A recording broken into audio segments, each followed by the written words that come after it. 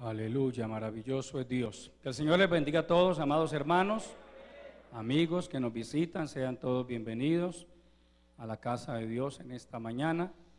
Damos gracias al Señor por la oportunidad que nos concede de venir a su casa a honrar y a glorificar su santo nombre. Saludo a toda esa preciosa congregación que desde sus hogares también está participando del culto a nuestro Dios, donde quiera que se encuentren, que el Señor colme sus vidas de muchas bendiciones. Quiero invitarles a estar puestos en pie y a que abran sus Biblias en la primera carta del apóstol Pedro, en el capítulo 4, Gloria a Jesucristo. Primera de Pedro, capítulo 4, aleluya. Vamos a tomar el verso 7. Dice la palabra del Señor lo siguiente: mas el fin de todas las cosas se acerca. Sed pues sobrios y velad en oración. Oremos. Padre nuestro que estás en los cielos, te adoramos, Señor. Te damos a ti la honra, la gloria y el reconocimiento, porque solo a ti pertenecen. Mil gracias te damos por esta maravillosa oportunidad que nos concedes de estar aquí en tu casa, alabando y glorificando tu santo nombre. Y también, Señor, por el momento en el que vamos a entrar a meditar en tu bendita palabra. Yo te pido que bendigas a tu pueblo, tanto a los aquí presentes como a todos los que estén participando de este culto desde sus hogares o aún desde sus lugares de trabajo. Háblanos a través de tu bendita palabra. Tú conoces cada vida, Señor. Sabes de la necesidad que hay en lo profundo de cada corazón. Yo te suplico que me des la gracia, la sabiduría y la unción suficientes para predicar tu bendita palabra, que no sea yo, mi Dios, sino tú hablando a través de mi vida, y que tu Santo Espíritu aplique esta palabra en lo profundo de cada corazón. En el nombre de Jesucristo te lo pedimos y te damos de antemano la honra, la gloria y el reconocimiento, porque solo a ti pertenecen. Amén. Aleluya. Pueden tomar asiento, amados hermanos y amigos. Gloria a Jesucristo. Hemos venido estudiando la palabra del Señor bajo el tema poco a poco nos vamos acercando al fin de esta dispensación. Hoy, con la ayuda del Señor, vamos a continuar con este estudio, que es importante que lo tengamos en cuenta. De hecho, pues la misma palabra nos habla acerca de la importancia de escudriñar las Escrituras, y que es importante que cada cristiano tenga un conocimiento claro acerca de por qué somos cristianos, de dónde somos y para dónde vamos. Amén. Nosotros tenemos claro y definido de dónde venimos y para dónde vamos. Tenemos muy claro que somos creación de Dios.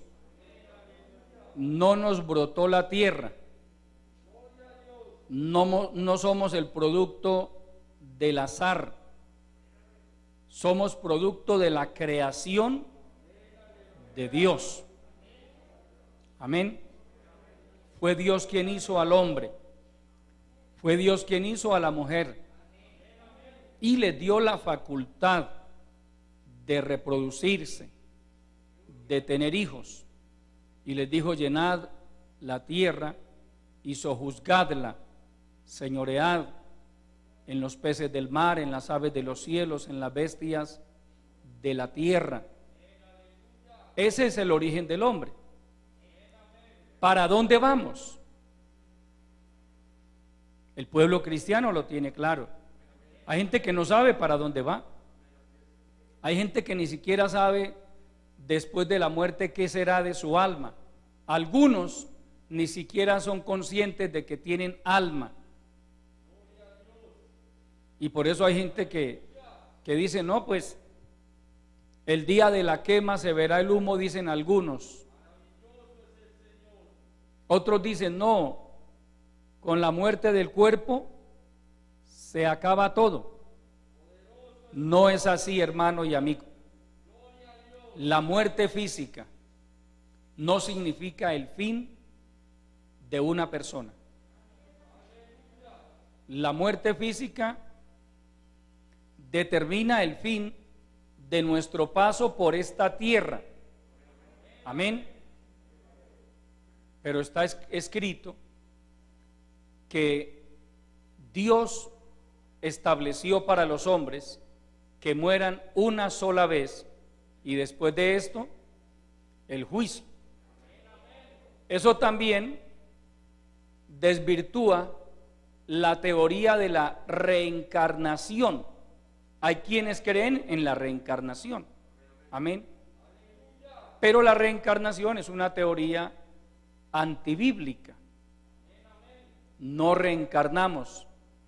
Nuestro Señor Jesucristo no reencarnó, Él resucitó, que es diferente. Entonces la Biblia también habla acerca de la resurrección de los muertos.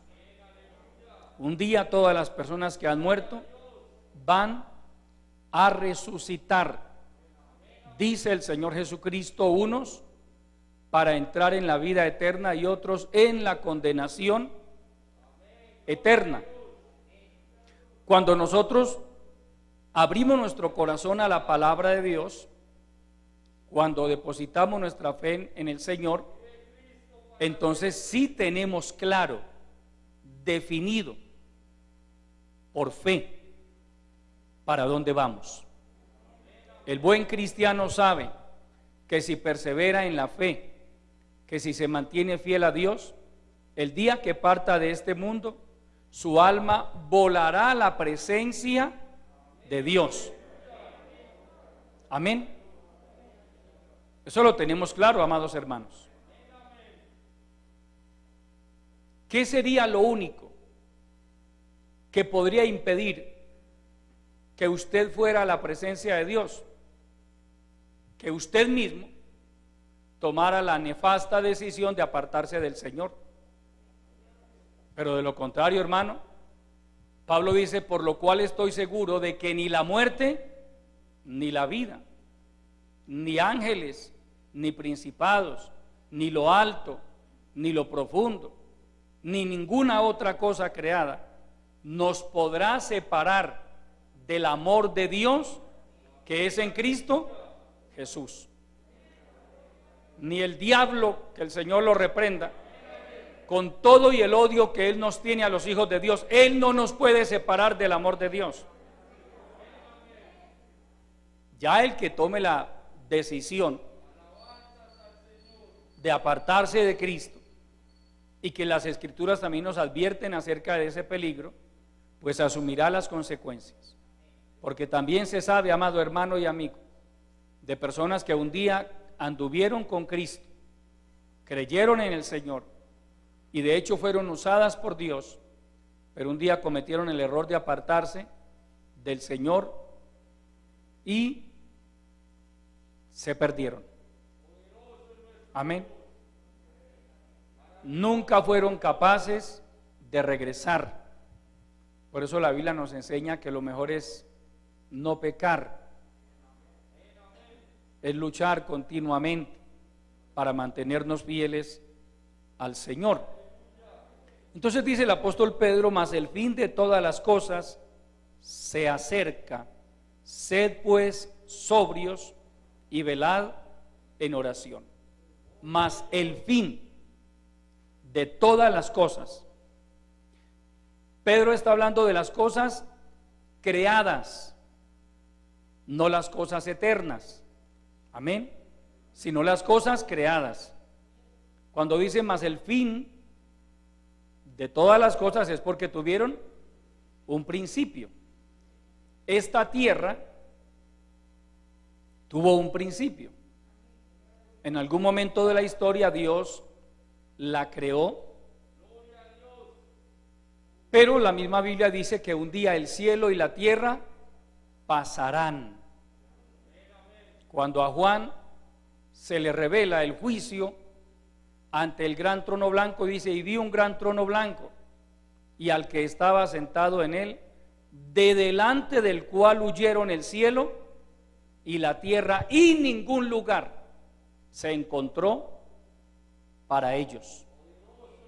Podríamos conjeturar un poco y decir que algún agujero negro de esos que hay en el universo se tragará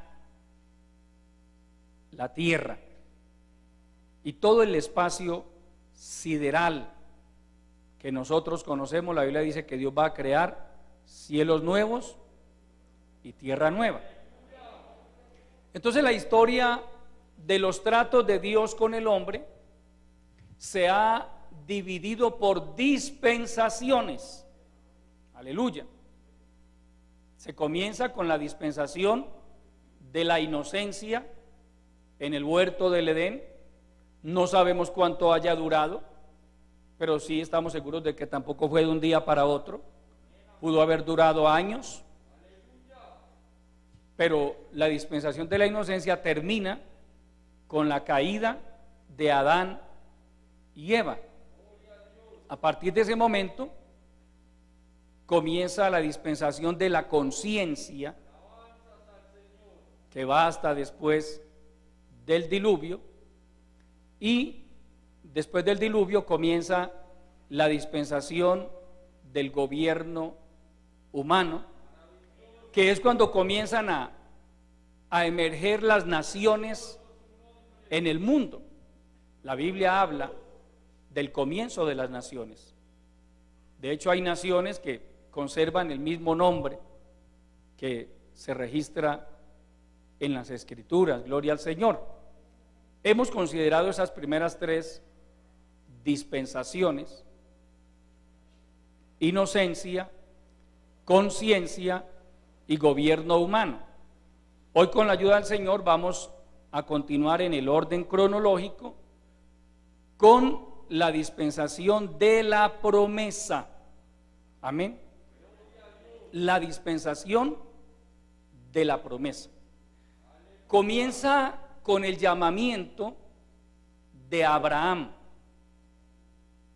Cuando Dios le dice a Abraham: vete de tu tierra, de tu parentela y de la casa de tu padre a la tierra que te mostraré, y haré de ti una nación grande, te engrandeceré y serás bendición, bendeciré a los que te bendijeren y a los que te maldijeren maldeciré, y en ti serán benditas todas las familias de la tierra.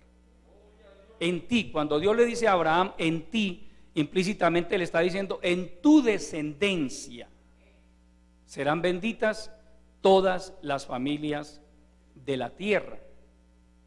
Recuerde, amado hermano, que a través de toda la historia bíblica, que al día de hoy ya lleva un poco más de 6.000 años, pero desde Adán hasta el Señor Jesucristo transcurren 4.000 años, y desde Adán se traza toda una línea que es llamada la línea del linaje piadoso. Amén. La línea de los descendientes de Set, aquel hijo que Dios le diera a Adán y a Eva, que digamos reemplazó a Abel, a quien había matado Caín. Y entonces usted estudia la palabra y a través de todos esos 4000 años de historia, usted encuentra ese hilo desde Set hasta el nacimiento del Señor Jesucristo. Abraham hace parte de esa línea genealógica que viene o desciende desde Set. Gloria al Señor, es decir, unos 2000 años atrás. Ahora Dios rescata lo poco que quedaba, porque la humanidad poco a poco se fue corrompiendo. El linaje piadoso tristemente también se fue corrompiendo. Vemos ese proceso degenerativo en Génesis capítulo 6, cuando dice que los hijos de Dios, es decir, los descendientes del linaje piadoso, comenzaron a fijarse en las hijas de los hombres, las hijas de los inconversos, de los impíos, y allí comenzó a corromperse el linaje piadoso. Por eso es que la Biblia prohíbe el matrimonio en yugo desigual. Amén. Porque cuando hay un matrimonio en yugo desigual, hermano, difícilmente el que es cristiano logrará que la parte inconversa se convierta. Más fácil la otra parte hace que el que es cristiano pierda sus principios. Entonces por eso la Biblia recomienda que el matrimonio debe ser hablando de cristianos, por supuesto, debe ser entre cristianos. Amén. Pablo dice, si una mujer enviuda, hablando de una mujer cristiana, que está hablando a una iglesia, la iglesia de Roma, es libre de casarse con quien quiera, con tal que sea en el Señor. Es decir, con alguien que comparta sus mismos principios. Maravilloso el Señor para siempre, aleluya. Entonces, Abraham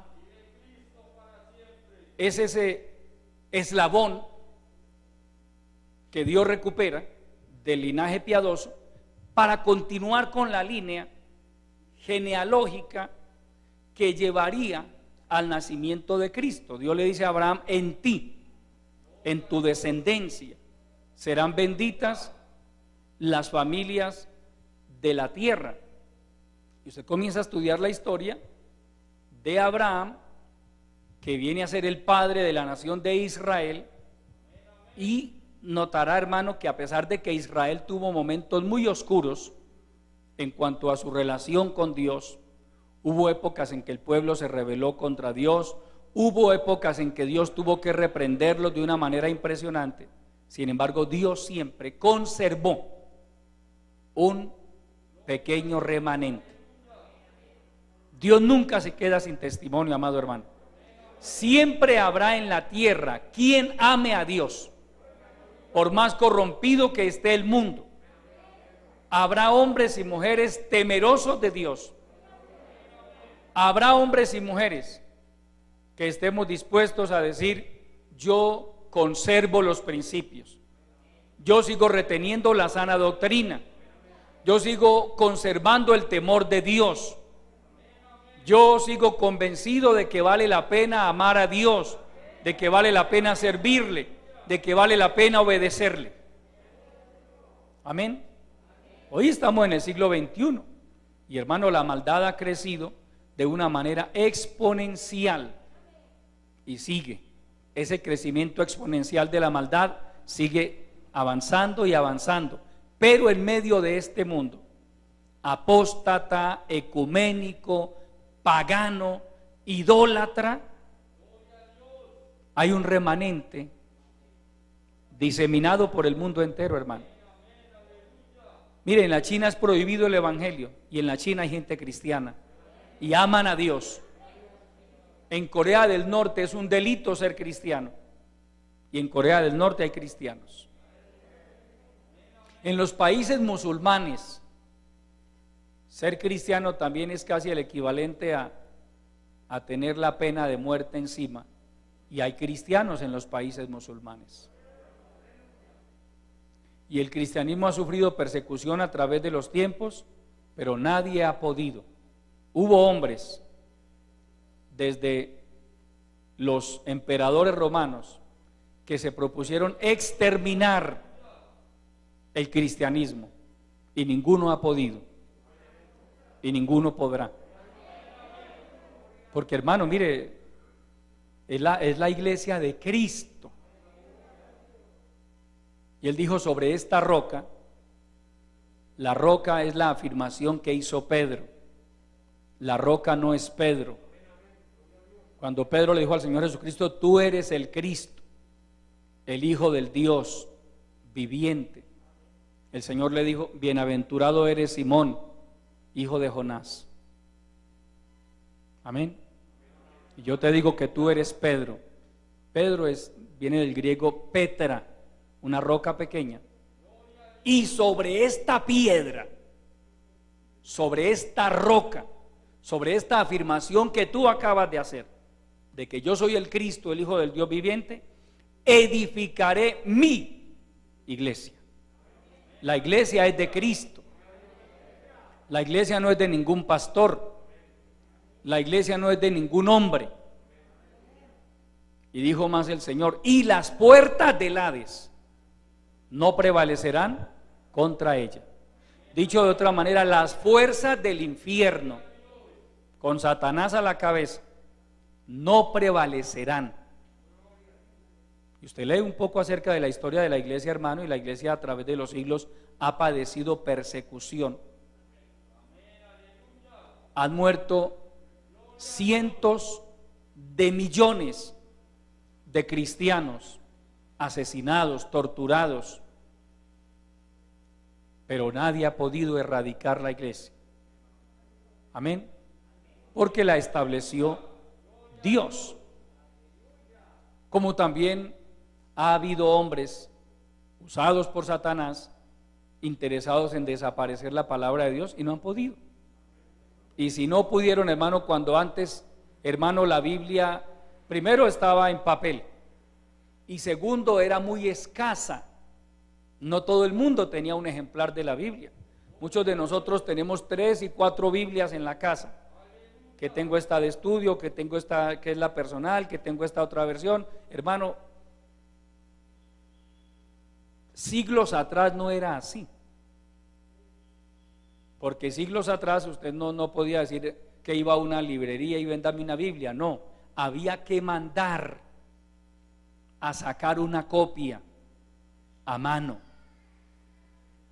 Entonces los que tenían, digamos, la capacidad económica, porque un escriba se demoraba meses transcribiendo la copia de un libro, no de la Biblia, por ejemplo Isaías o Daniel, etcétera. Ya fue con la invención de la imprenta, por allá en el siglo XVI de nuestra era, que ya la Biblia comenzó a circular masivamente. Y sin embargo, hermano, el diablo tuvo 15 siglos para destruir la Biblia y no pudo. 15 siglos antes de que se inventara la imprenta, que las copias de la Biblia, o al menos de algunos ejemplares, eran muy escasas y no pudo. Y ahora, hermano, con la tecnología, sí que es cierto, hermano, que ya usted hasta en su propio celular puede tener una copia de la Biblia. Ojo, no está bien que un cristiano evangélico bautizado y en plena comunión de una iglesia asista al culto con el celular en la mano. Eso no está bien, amado hermano. Usted y yo debemos cargar nuestro ejemplar de la Biblia. Debemos venir al templo con nuestra Biblia. Hoy hay mucho evangélico moderno que ya ni siquiera quiere venir al templo con la Biblia. Abra la Biblia y saca el celular. Eso por ahí en la calle. Que usted le quiera mostrar a un compañero de trabajo, a algún amigo, un versículo. O usted quiera sentarse a leer por ahí un capítulo de la Biblia en algún lugar. Pero para el culto nosotros debemos mantener la buena costumbre de traer la Biblia. Amén, amados. No perdamos esa costumbre, hermano, porque tristemente mucho pueblo cristiano ha perdido esa costumbre. Y ya la Biblia es, abran la Biblia y encienden el celular, desbloquean el celular. Eso no está bien, amado hermano. Nosotros seguimos conservando nuestros ejemplares físicos de la palabra de Dios. Ahora, recuerde que cuando, hermano, nosotros estudiamos la Biblia, hermano, el papel es imprescindible, porque uno de los métodos para memorizar, por ejemplo, para recordar dónde queda un versículo, y yo se lo he compartido a los hermanos en enseñanzas que les he dado, hay momentos en que, por supuesto, nadie se va a saber toda la Biblia, y yo necesito recurrir a un texto de la Biblia, pero como yo llevo manejando este ejemplar de la Biblia hace algunos años, recuerde que la Biblia es la espada del Espíritu. Entonces hay textos que, por ejemplo, yo sé que el versículo que necesito encontrar queda en el libro de Isaías, estoy dando un ejemplo, y en mi Biblia yo ya tengo, hermano, un mapa de mi Biblia en mi cerebro. Y entonces tengo más o menos idea, le estoy dando un ejemplo, de que el texto que yo estoy buscando está por allá entre los capítulos 50 y 60 del libro de Isaías. Y en ese mapa que yo tengo en mi cerebro, sé que el versículo que yo estoy buscando queda en esta parte de la Biblia, en el lado derecho. Yo me ubico frente a mi Biblia y tiene un lado izquierdo y tiene un lado derecho. ¿Sí ve? En un celular, ¿cómo voy a hacer yo eso? No podría. Pero cuando yo sigo utilizando mi manual físico de la Biblia, esa es una manera también de usted aprender. Es más, en la Biblia yo, por ejemplo, subrayo mi Biblia. Hay un versículo que me llama la atención y yo lo resalto o lo subrayo. En un celular, ¿cómo voy a hacer eso? Entonces, un celular es un auxiliar. Ahí tengo una Biblia auxiliar, pero nunca la Biblia principal. Debe ser el celular. Cierro este paréntesis, gloria al Señor. Entonces, amado hermano, Dios le da a Abraham la promesa de que de su linaje vendría el Mesías y que en su descendencia serían benditas todas las familias de la tierra. ¿Qué significa eso, hermano? Que a lo largo y ancho del mundo, cada familia de la tierra tiene al menos un miembro, un pariente que es cristiano. Amén, amados hermanos. Eso lo dijo Dios, y si Dios lo dijo, así es. Cada familia de la tierra.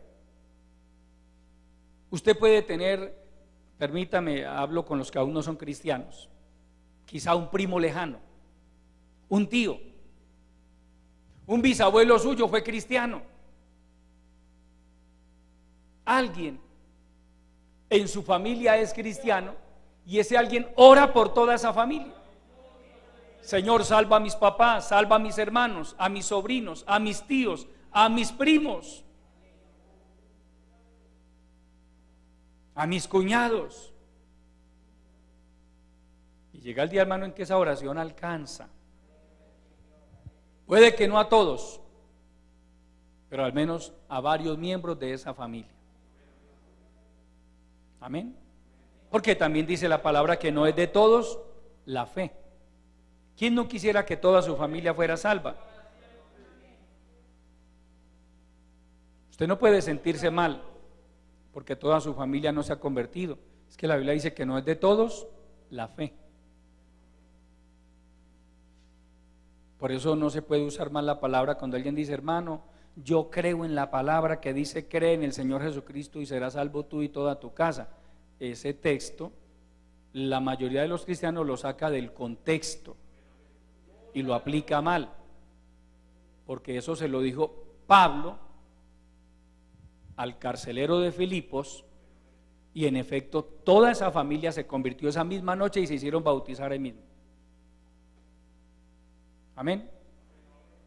Entonces, hermano, por eso hay que estudiar la palabra, para que usted y yo sepamos cuándo se debe aplicar un pasaje, un versículo, una promesa. Gloria al Señor. Entonces, todos quisiéramos que cada uno de los miembros de nuestra familia fueran salvos, pero si ellos no creen, se les ha compartido la palabra, se les ha dado testimonio, pero si no quieren creer, hermano, si se pierden es culpa de ellos, no de nosotros. Amén. No, hermano, nadie puede decir, hermano, si yo me pierdo es por culpa suya. No, hermano, si usted se pierde es por culpa suya, no por culpa mía. Yo a nadie mando al infierno. Yo a nadie le prohíbo creer en Jesucristo. Ni siquiera el diablo le puede prohibir a una persona que crea en Jesucristo. Hemos tenido experiencias de gente, hermano, que ha llegado a la iglesia endemoniada, pero de la manera más impresionante. Y mientras uno les está hablando la palabra, los demonios le están diciendo al oído: no crea lo que él dice, no crea lo que él dice. Porque nos lo han dicho. Las personas han dicho: hermano, mire, me está diciendo que no crea, me está diciendo que no lo escucha a usted. Demonios que han logrado tomar el control de la vida de una persona, pero hay un área de la vida que ellos no pueden controlar por completo, y se llama la voluntad. El hombre es dueño de su voluntad. Si no, los endemoniados no podrían ser salvos. El endemoniado gadareno no hubiera podido ser salvo, hermano. Ese sí que estaba endemoniado y fue salvo. Y los demonios dicen: no lo suelto porque es mío. Dios dice: no, mío no. Si Cristo quiere salvar un alma, hermano, no hay demonio que se pueda. Es la voluntad de la persona. Si usted no quiere ser cristiano, a usted nadie lo puede obligar a ser cristiano. Pero la palabra que ha escuchado ya lo hace responsable delante de Dios. Ya usted sabe por lo menos que existe el cielo y que existe el infierno, y que la única manera de ser salvo es creyendo en Jesucristo, y que si usted se muere en pecado, usted se va para el infierno. Usted ya sabe eso. Allá usted. Amén. Porque es que Dios le dio al hombre libre albedrío y le dio la capacidad de discernir entre lo bueno y lo malo. Y a cada uno de nosotros en algún momento Dios nos hizo la invitación a creer en Él, a caminar con Él. Y nosotros dijimos, nos incluyo a los que estamos aquí, que por la gracia de Dios ya somos salvos. Amén. Yo quiero conocer a Dios. Yo quiero caminar con Dios. Yo quiero experimentar con Dios. Y no nos ha ido mal. Yo no sé a usted, pero a mí no me ha ido mal con el Señor, hermano. Con Dios nos va mejor. Amén. Con Dios nos va mejor. Cuando una persona no alcanza a disfrutar de la bondad de Dios, no alcanza a experimentar las maravillas del cristianismo, es porque no ha abierto su corazón de verdad. Se cuenta la historia de un ateo que estaba dando una conferencia anticristiana, tratando de demostrar con sus argumentos que Dios no existe. El hombre se dio un tremendo discurso.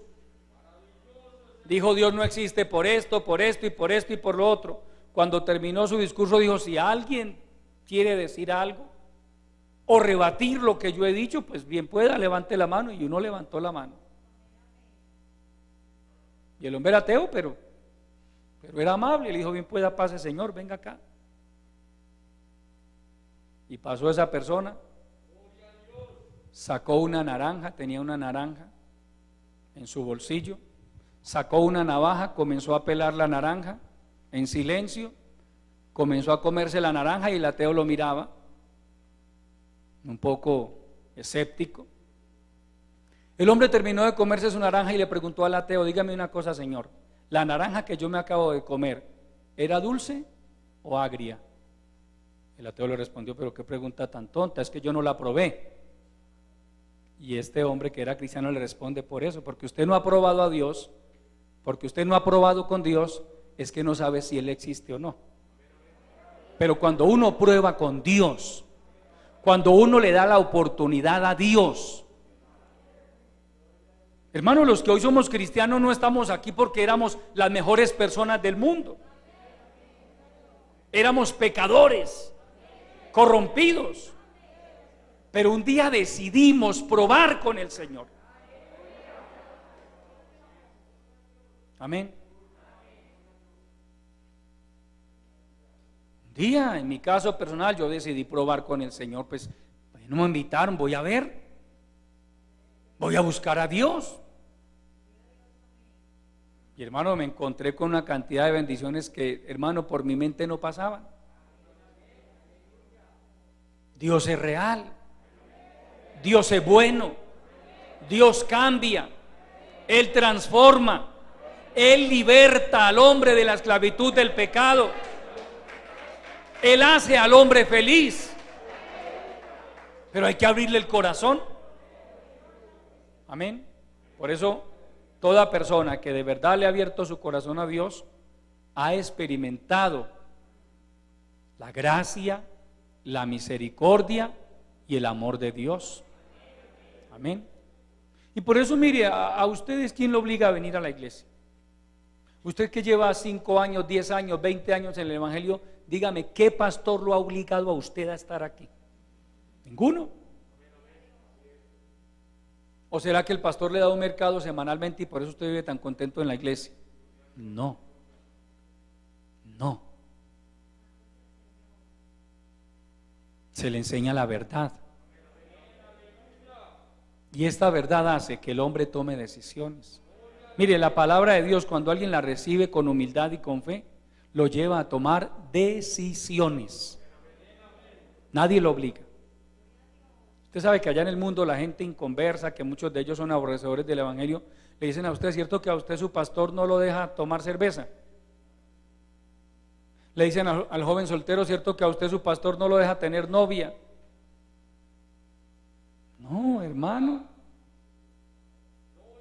No, le enseñamos la palabra.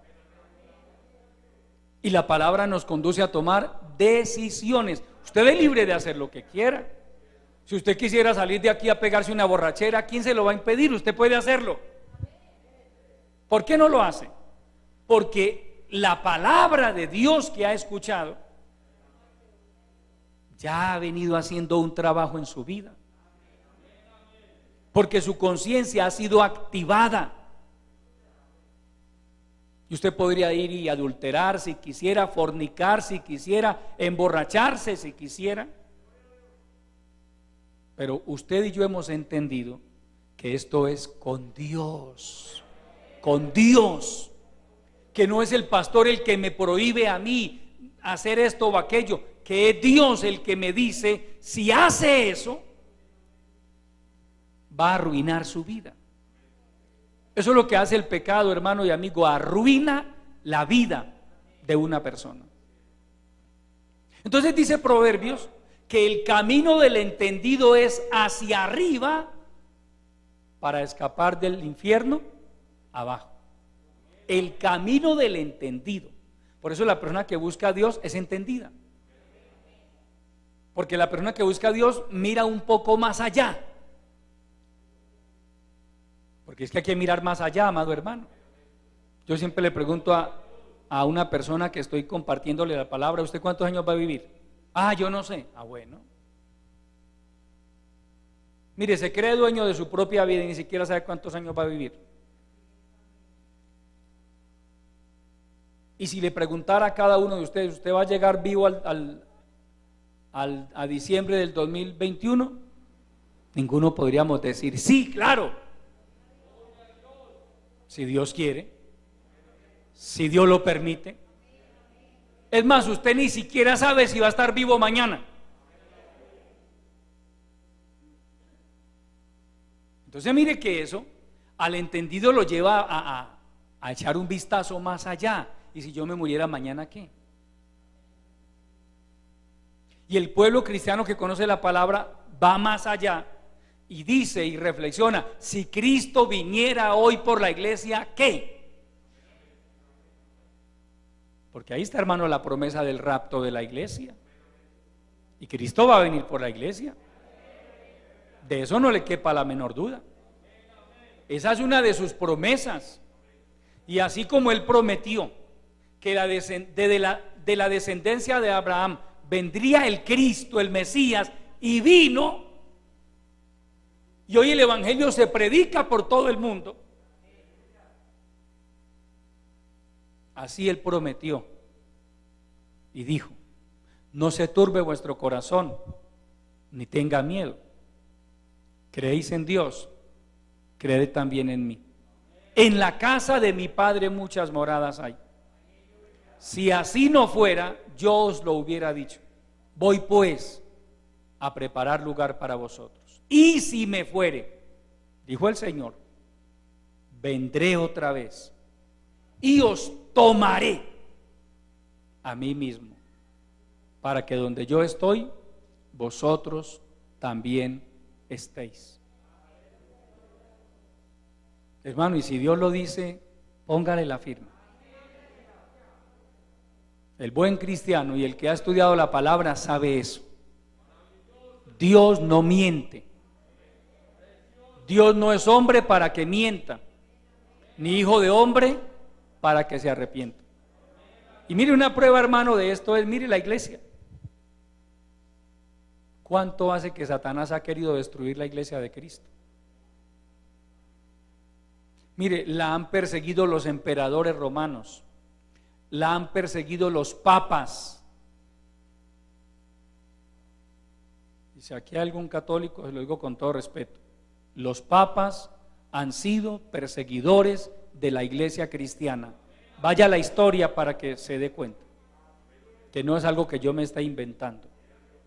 Los propios papas han sido promotores. La diabólica Inquisición, porque de santa eso no tiene nada. La diabólica Inquisición, donde murieron millones y millones de cristianos. Y el rótulo que les ponían era herejes, porque habían renunciado al catolicismo y se habían convertido a Cristo. Esa fue la herejía que cometieron nuestros hermanos antepasados. Y la Iglesia Católica Romana los asesinó. Eso lo dice la historia. Ahí está en los libros de historia. La misma Iglesia Católica Romana, la que se hace llamar, porque no es, se hace llamar Santa Madre Iglesia, pero no es. ¿De santa qué tiene? Cuando yo voy a la palabra y comparo lo que hace y lo que ha hecho la Iglesia Católica Romana y lo comparo con la palabra, hermano, ¿qué tiene de santa? No tiene nada. Amén. Al contrario, ha sido perseguidora del verdadero pueblo cristiano. Por eso en Apocalipsis, hermano, se le ilustra a través de una gran ramera con un cáliz en la mano. Dice: embriagada con la sangre de los mártires de Jesús. Embriagada. No crea que a Dios se le ha pasado por alto eso. No crea que la persecución en contra de los cristianos a través de la historia, eso se ha pasado por alto, hermano. No, no. Ellos murieron asesinados, aserrados, quemados vivos, torturados. Sus almas hoy están en la presencia de Dios. Pero a sus verdugos Dios los va a juzgar. Amén. Así hayan muerto ya, pero Dios los va a juzgar. Entonces, hermano, a través de las Escrituras encontramos la fidelidad de Dios y la veracidad de su palabra. Dios le prometió un hijo a Abraham. Usted estudia la vida de Abraham, hermano, y se da cuenta de las luchas por las que pasó este hombre hasta que llegó ese hijo prometido, Isaac. Y a partir de Isaac comienza el proceso de la formación de esa nación de Israel, de la cual vino el Mesías, el Salvador del mundo. Aleluya. La fidelidad de Dios, pero también la veracidad de las Escrituras. Hermano, la palabra de Dios no miente. Pablo en su carta a los Gálatas dice: pero cuando vino el cumplimiento del tiempo, Dios envió a su Hijo, nacido de mujer y nacido bajo la ley. Jesucristo nació cuando se cumplió el tiempo. Es que Dios tiene un tiempo para todo, amado hermano. Con Dios las cosas no son al azar. Por eso se habla del reloj profético de Dios. Y si lo miráramos desde ese punto de vista, hermano, estamos viviendo los últimos segundos del reloj profético de Dios, antes de que suene la trompeta. Aleluya. Si usted va a Romanos capítulo 1, maravilloso el Señor, a Dios sea la gloria. Romanos capítulo 1, gloria a Jesucristo.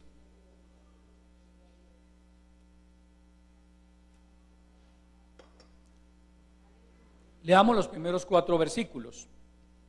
Dice: Pablo, siervo de Jesucristo, llamado a ser apóstol, apartado para el evangelio de Dios. Ojo a lo que dice el verso 2: que él había prometido antes por sus profetas en las santas escrituras. ¿Qué había prometido?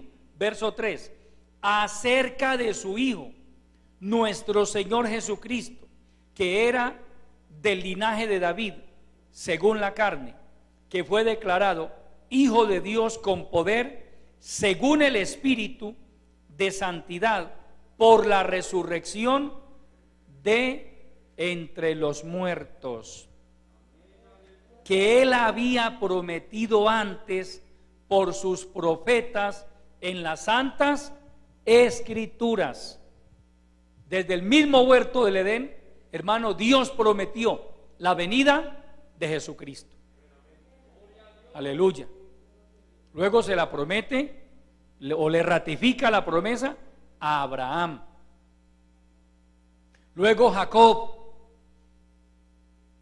confirma esa promesa. Usted lee el capítulo 49 de Génesis y allí encuentra a Jacob antes de morir hablando de la venida del Mesías. Jacob dice: no será quitado el cetro de Silo, o de Judá mejor, hasta que venga Silo, y a él se congregarán los pueblos. Moisés habla del Mesías. David habla del Mesías 1000 años antes de Cristo. Isaías habla del Mesías, Daniel habla del Mesías. Todos los profetas, hermano, directa o indirectamente, hablan del Mesías. ¿Cuándo nació? Dice: cuando vino el cumplimiento del tiempo. ¿Cuándo va a ser arrebatada la iglesia? Cuando venga el cumplimiento del tiempo, que está demasiado cerca. Al nombre de Cristo. Aleluya. Entonces, la promesa o la dispensación de la promesa va desde Abraham hasta Moisés. 430 años de Abraham hasta que Moisés recibe la ley, y allí entra en escena una nueva dispensación, la dispensación de la ley. La ley no existía aquí en la tierra. Transcurrieron miles de años y Pablo dice que Dios en las edades pasadas dejó andar a los hombres de acuerdo a sus propios criterios. Pero vino la ley y la ley marcó un antes y un después en la historia de la humanidad. Porque antes de la ley, dice la palabra, no existía el conocimiento del pecado. Pero cuando Dios saca al pueblo de Egipto, lo lleva al monte Sinaí y allí le entrega a Moisés la ley. Por eso se llama la ley de Moisés. Moisés no la escribió a su amaño, Moisés la recibió de parte de Dios. Y comienza con Moisés, unos 1400 años antes de Cristo, la dispensación de la ley. Aleluya. A través de esta dispensación de la ley, o mejor, a través de la ley, hermano, Dios le dio al pueblo mandamientos, estatutos, decretos, preceptos que establecerían normas de conducta dentro del pueblo. Por eso ahora si se cometía un asesinato, ya a través de la ley se sabía qué manejo se le daba.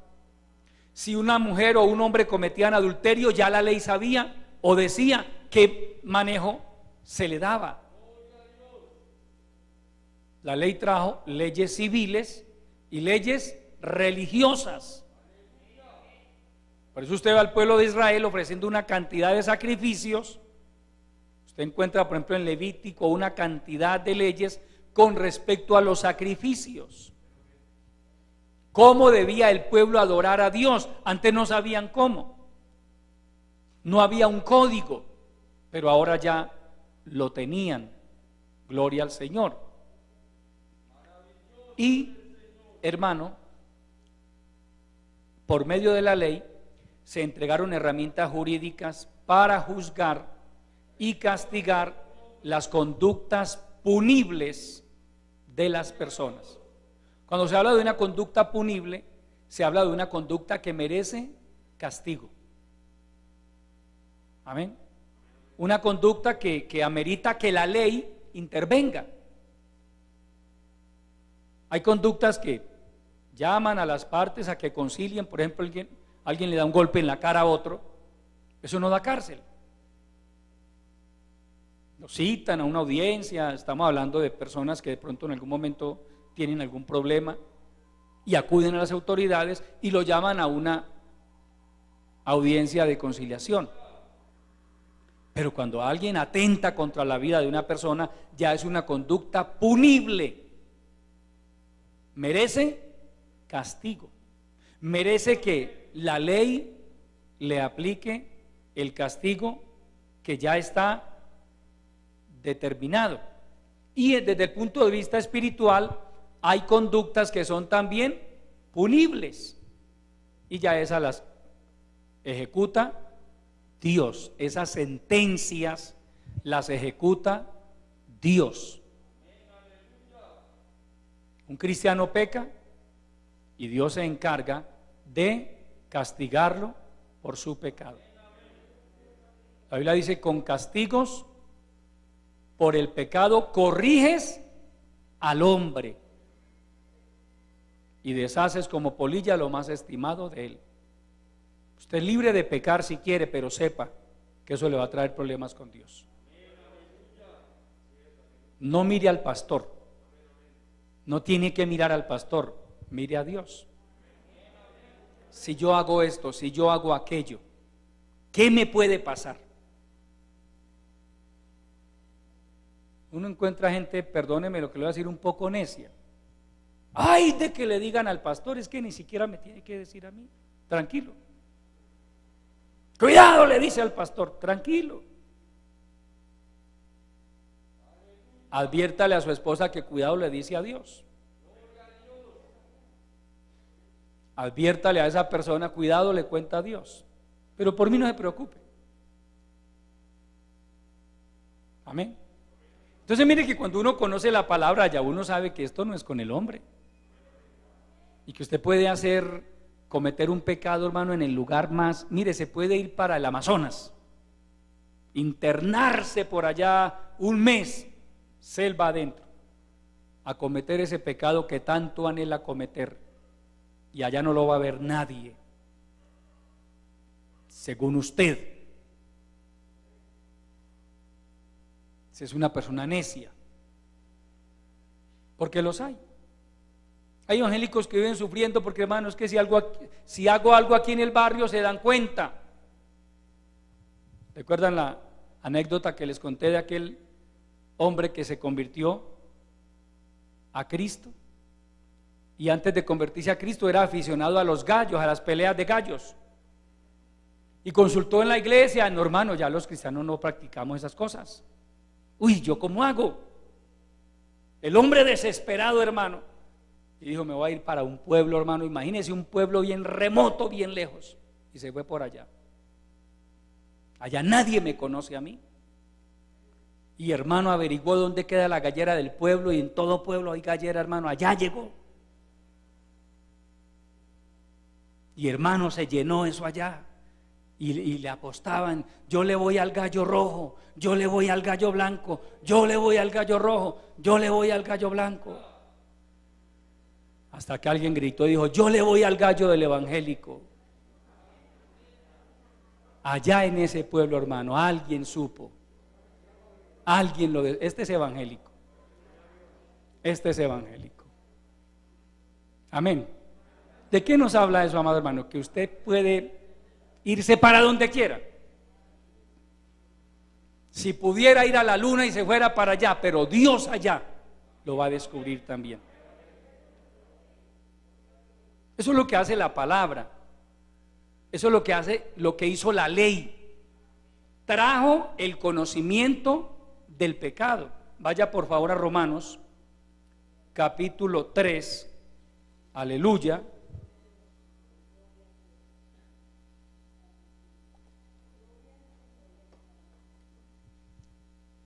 Romanos capítulo 3, vamos a leer el verso 20. Ya que por las obras de la ley ningún ser humano será justificado delante de él, porque por medio de la ley es el conocimiento del pecado. Amén. Usted, por ejemplo, lee los 10 mandamientos, que es, digámoslo, el manual básico que Dios le da a Moisés, los 10 mandamientos, y en ellos dice: no te postrarás ante una imagen, no la honrarás, no matarás, no cometerás adulterio, no codiciarás, ni la casa de tu prójimo, ni el buey de tu prójimo, ni la mujer de tu prójimo, no dirás falso testimonio. Antes esos mandamientos no existían, esas prohibiciones no existían. Entonces lo que hace la ley es sacar a la luz: mire, esto es pecado, esto es pecado, esto es pecado, esto es pecado. Amén.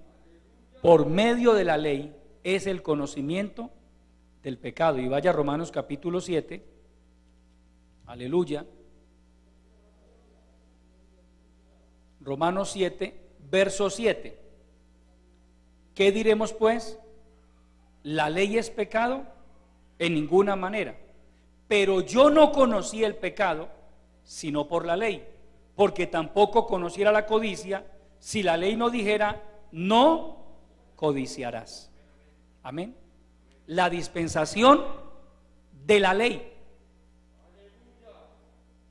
que trajo, hermano, o introdujo al mundo una cantidad de códigos morales, éticos, espirituales. Cuando Israel obedecía a la ley, le iba bien.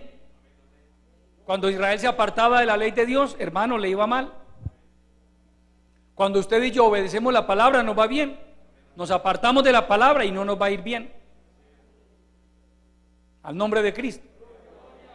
La dispensación de la ley va desde Moisés, cuando la recibe en el monte Sinaí, hasta la venida de nuestro Señor Jesucristo. Vaya por favor al Evangelio según San Juan, capítulo 1, a Dios sea la gloria. San Juan, capítulo 1,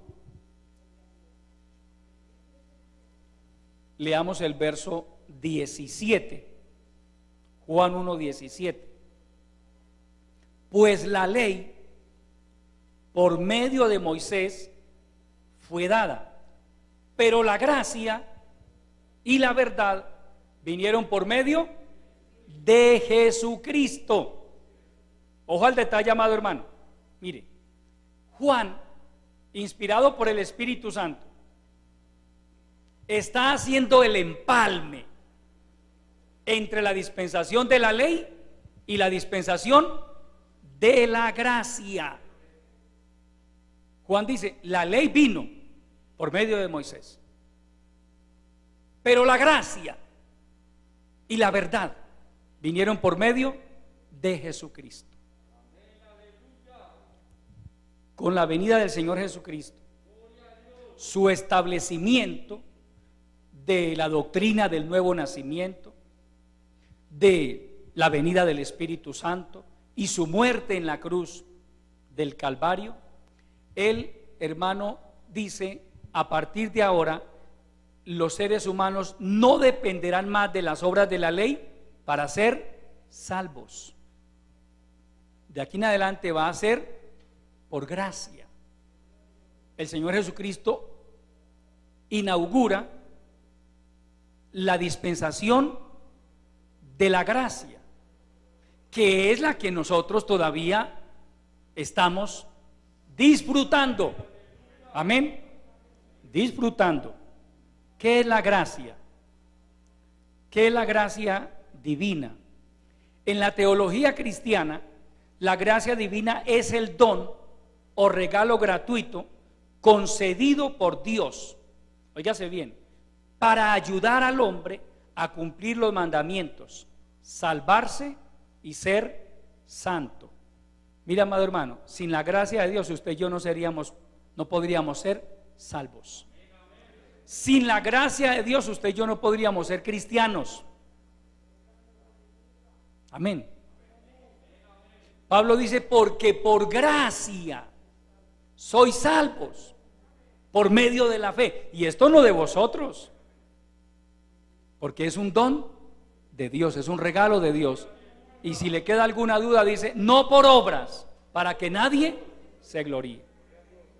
Debe que la religión le da mucho énfasis a las obras. Mi abuelita, como ha sido tan buena gente, hermano, tiene el cielo ganado. No es por obras. La dice, usted puede en este mundo, hermano, donar y donar y donar, y eso es bueno, pero no le da la salvación. La salvación es por gracia. Por eso a tanta gente le cuesta creer cómo es posible que Dios perdone un violador, cómo es posible que Dios perdone un asesino. Eso, hermano, bajo la dispensación de la gracia, sí es posible. Pablo dice, pero Dios, habiendo pasado por alto los tiempos de esta ignorancia, ahora manda a todos los hombres en todo lugar que se arrepientan. Haya sido violador, haya sido asesino, haya sido atracador, haya sido hechicero. Si un hechicero se convierte a Cristo, Dios le perdona. Hoy hay cristianos que fueron brujos. Bajo la dispensación de la ley había una sentencia para los hechiceros, había que matarlos. A la hechicera no dejarás con vida, la ley. O sea, a mí la importancia de tener una idea, un concepto acerca de las dispensaciones. Por eso hay mucha gente que se pregunta también, hermano, ¿y por qué antes Dios mismo permitía que mataran a las personas? Ojo a la dispensación. Amén. Ahora, Dios no me autorizaba a mí, que es que me cayó mal Daniel, entonces llego y lo mato. No, estoy hablando en la dispensación de la ley. era cuando este hombre se convertía en enemigo del pueblo de Dios y atacaba el pueblo de Dios, que los israelitas podían en defensa propia ir y matar. Pero no es que Dios viviera a todo el que usted le caiga mal, mátelo, no. ¿Cuánta gente mató David? Comenzando por Goliat. El primero que David mató fue a Goliat. ¿Por qué lo mató? Porque le caía mal, por defender a Israel, a su pueblo. Y de ahí en adelante usted ve a David peleando batallas, matando y matando. Pero cuando mandó matar a Urías Eteo, Dios le dijo: venga para acá. ¿Por qué hizo eso? ¿Cuándo Dios le reclamó a David por matar a Goliat? ¿Cuándo le reclamó por matar 200 filisteos? Eran enemigos del pueblo de Dios. Y cuando Saúl dijo que David iba a ser su yerno, David dijo: es que yo no tengo la dote, yo soy pobre. Y el rey le mandó a decir: no, dígale que con 100 prepucios de filisteos yo quedo contento. O sea, con que mate 100 filisteos. Y David fue y mató 200. ¿Cuándo le reclamó Dios por eso? Pero cuando mató a Urías Eteo. Él no lo mató personalmente, pero fue el autor intelectual de su muerte. Y por eso Dios le dice: a Urías Eteo lo mataste con la espada de los hijos de Amón. Realmente el que mató a Urías fue David. ¿Sí entiende, amado hermano? Que la gente reclama: hermano, y entonces ¿por qué Dios, ahora ese Dios que dice que es amor, por qué antes mandaba matar? Ojo, ahí está, o ahí radica la importancia de las dispensaciones. Dependiendo de la dispensación. Mire, bajo la dispensación de la ley se le permitió a los hombres que tuvieran la capacidad económica tener 2 o 3 esposas. Bajo la dispensación de la ley. Bajo la dispensación de la gracia, no. Usted puede ser millonario y la Biblia le dice: es una. ¿Sí ve? Hermano, ¿y que por qué Dios actúa así? Él es soberano. Él hace como quiere. Cada dispensación se ha caracterizado por diversas normas, por situaciones. Bajo la dispensación de la ley hubo algunos permisos, pero ahora bajo la gracia no. Amén. Pero también está la diferencia. Para alguien salvarse bajo la ley tenía que obedecer toda la ley. Toda.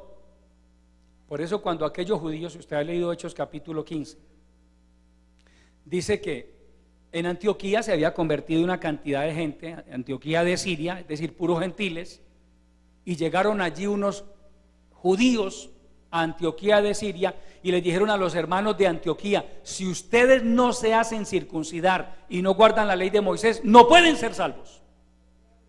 Eso, hermanos, generó un problema en la iglesia de Antioquía. Pablo y Bernabé dijeron: tenemos que ir a Jerusalén a tratar este asunto, porque Pablo dijo: no, yo no acepto que los tengan que circuncidar. Pablo ya había recibido el evangelio a los gentiles. El evangelio a los gentiles no incluía circuncisión. La circuncisión era bajo la ley. Bajo la ley. Y fueron a Jerusalén, discuten el asunto con los apóstoles, y uno de ellos, si no me falla la memoria, fue Santiago. Se levantó y dijo: varones hermanos, ¿por qué pretendemos nosotros imponerles a los gentiles el yugo de la ley? Óigase bien, que ni nosotros ni nuestros padres lo hemos podido cumplir.